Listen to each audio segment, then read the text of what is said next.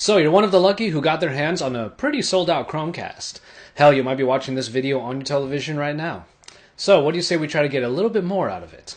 Hey, it's Joshua Vergara from Android Authority. What's going on, everybody? And these are some tips and tricks for the Chromecast. But before I get into the tips and tricks, I want to answer a couple questions that came up in the review. Basically, the Chromecast does not stream content straight from your phone or tablet.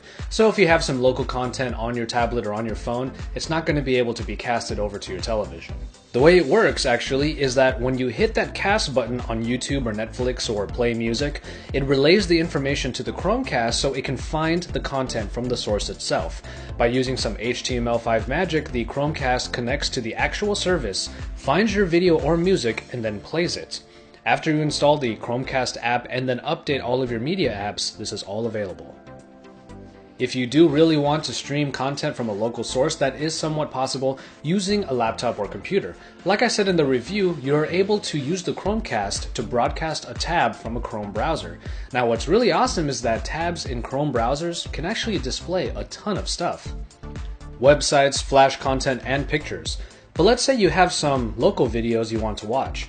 If your Chrome browser has the appropriate plugin to view the content, then that tab will play it.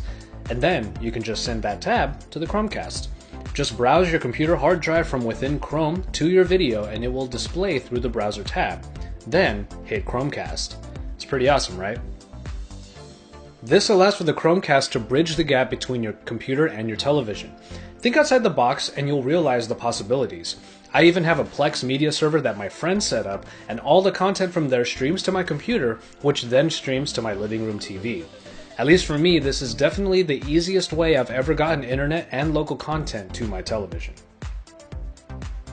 But it doesn't have to stop there. Hidden away in a small arrow on the side of the Chromecast extension is an option to cast not only a tab, but the entire computer screen. Now, this is a very beta feature, and while it is nice to have for perhaps quick presentations or picture viewing, it may not be a particularly smooth stream. But I'm sure that this feature will be continuously enhanced and just get better and better. Now, you may notice the first time you try this Chrome browser streaming that it isn't completely smooth. Well, there are ways of optimizing it. Since your computer is basically, in this case, transcoding on the fly, it also has to stream the end product to your Chromecast. This is when a very fast internet connection is important and recommended. In the browser extension, hit the options button and you'll see the main way of helping this.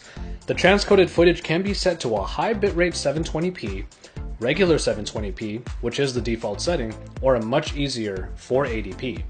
Now for my decent internet connection, 480p works beautifully. Sure, it isn't high definition, but it's better than choppy video. So those are just some ways of getting more out of your Chromecast, especially if you're using a computer. But let's get back to the hardware itself.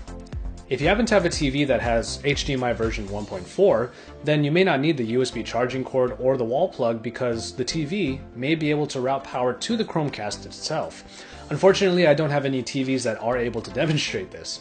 But on the other hand, you might want to keep it plugged into the wall because there's an extra feature in the Chromecast that might work for those of you who happen to have these TVs with these particular versions of HDMI. See, if you start a cast from your phone or tablet or from your computer and your TV is off, it can send the information to the Chromecast and recognize that the TV is off and then turn it on and switch to the proper source. Unfortunately, again, I don't have any TVs that can demonstrate this. And finally, this tip is for anybody who ran into the same problem that I had in the review.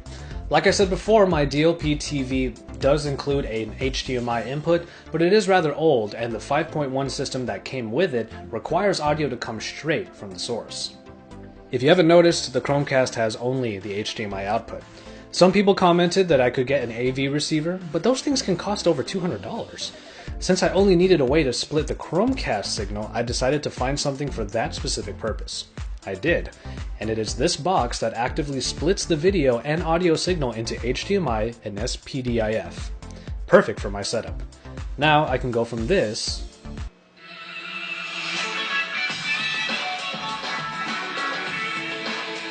to this.